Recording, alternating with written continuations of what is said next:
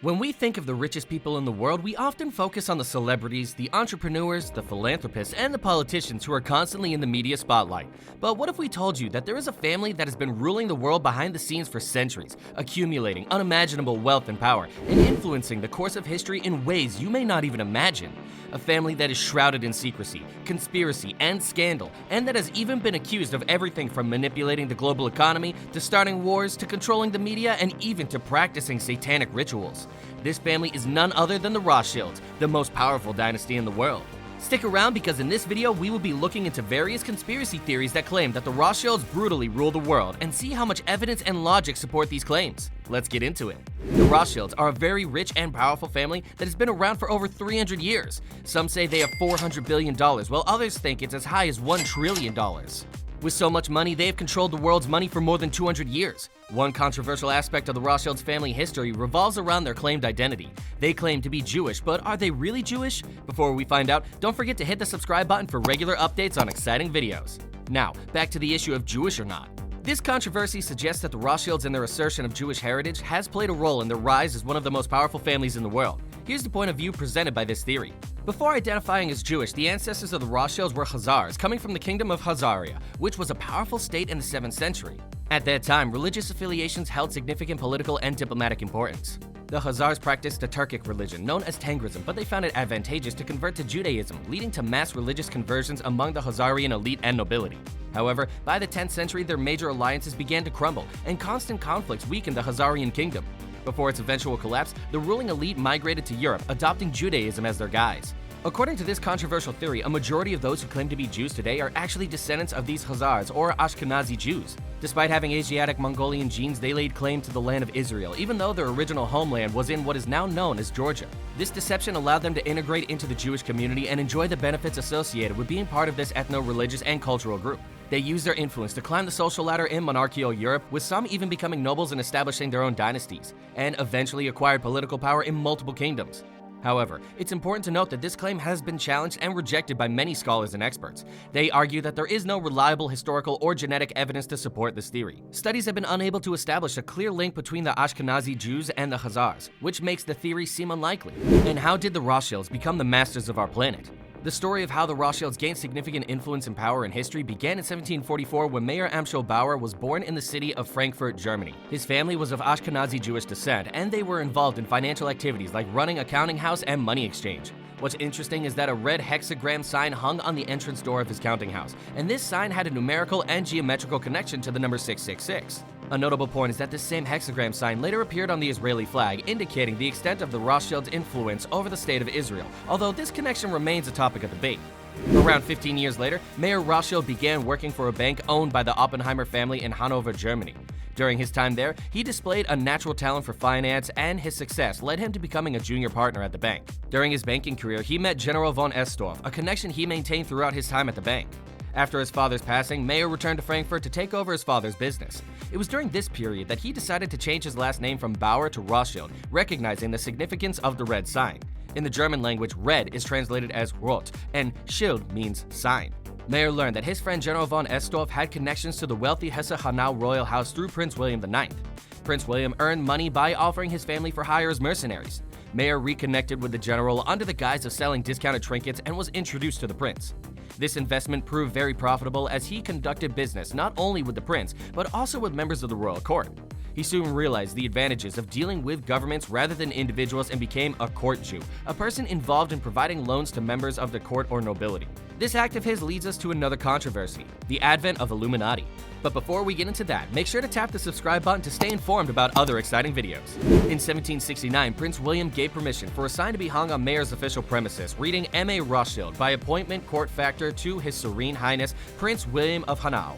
A year later, Mayer had an idea for an organization that would become the infamous Illuminati. By that time, the Illuminati was placed under the authority of another Ashkenazi Jew, Adam Weishaupt. In 1776, Weishaupt redirected the Illuminati towards the sole purpose of dividing the entire non-Jewish population, referred to as Goyim, through economic, social, political, and religious intrigue. The organization fueled conflicts among the Goyim and provided them with arms and weapons, essentially watching as they fought among themselves, which led to the destruction of governments, religious institutions, and their own power. In the same year, Weishaupt managed to infiltrate the Continental Order of Freemasons with Illuminati doctrine and establish their secret headquarters in the lodges of the Grand Orient. This entire endeavor was believed to be masterminded and funded by Mayer Amschel Rothschild. They recruited intellectuals to gain influence over government officials and influential individuals. They also worked on shaping higher education to train students in internationalism, using scholarships funded by the Illuminati. Their goal was to promote a one-world order and control the press to support this agenda. In 1784, a book by Xavier Zwack tried to start the French Revolution under Weishaupt's direction, but this plan got stopped when the book was found on its way to Paris. The government in Bavaria decided to search the homes of important members of the secret society, the Illuminati, leading to the banning of the Illuminati in 1785 and the closing of their lodges. During this time, Mayer Rothschild moved to a large 5-story house in Frankfurt along with the Schiff family. This event marked the beginning of the rise of the Rothschild family. In 1790, Mayer Amschel Rothschild said something important: "Let me control a country's money and I won't care who makes the laws." Just a year later, the Rothschild family gained control over a country's money. How? Well, Alexander Hamilton, who was connected to the Rothschilds, set up the first bank of the United States in George Washington's government. When Nathan Mayer Rothschild, Mayer's third son, turned 21, he left Frankfurt with a lot of money and started a bank in London. In 1806, Napoleon decided to weaken a powerful family called the House of Hesse-Kassel. They tried to flee, and they left their fortune, worth about $3 million, with Mayer Amschel for safekeeping. But it's believed that Mayer didn't return the money to them. Instead, Nathan Mayer invested all $3 million in gold brought back by the East India Company. This marked a significant step in the Rothschild family's financial influence. This also led to the controversy of the 1812 War.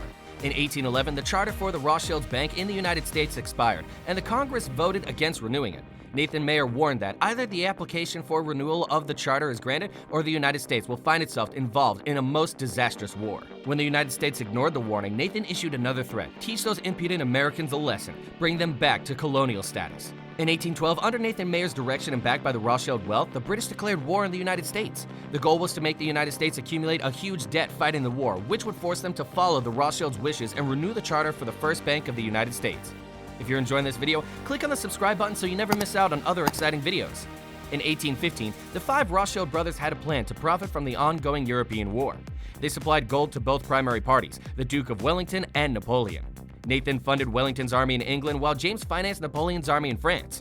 This marked the start of their strategy of funding both sides in wars, providing them with risk-free debt options. Leveraging their extensive European banking system and secret postal routes, they gained privileged access to vital information ahead of the public. Their couriers were the sole individuals permitted to bypass English and French blockades, giving Nathan Mayer an information advantage to accumulate unprecedented wealth in the stock exchange. Following Napoleon's defeat, the Rothschild family had acquired complete control over the British economy, the financial center at that time, and forced the government to establish a new Bank of England, which Nathan controlled. In 1815, Nathan Mayer famously declared, "I care not what puppet is placed upon the throne of England to rule the empire on which the sun never sets. The man who controls Britain's money supply controls the British Empire, and I control the British money supply." The Rothschild family used their influence over the Bank of England to replace the other previous system of shipping physical gold and introduce the system of derivatives or paper debts and credits, which laid the foundation for the modern banking system. By the end of the 19th century, during the age of the Rothschild, the family controlled approximately half of the world's wealth. In the late 1840s, James Mayer used his influence to win the contract for the first major railway line in France, known as the Chemin de Fer du Nord, which later connected with the Austrian rail network built by Solomon Mayer. This extensive involvement in Europe's transport network increased their power substantially, giving them control over money, precious metals, and the transportation of the entire continent. As for the present state of their significance and visibility, you might not easily find their names on the Forbes list or in the public spotlight. However, don't rush to conclude that they've lost their wealth. The Rothschild family has long been known for their discreet approach, and this has been their secret to maintaining their fortune over many decades. Hope you enjoyed this video. If you want more, all you have to do is click on one of the cards on the screen to explore more exciting videos. And make sure you don't miss out by hitting that subscribe button.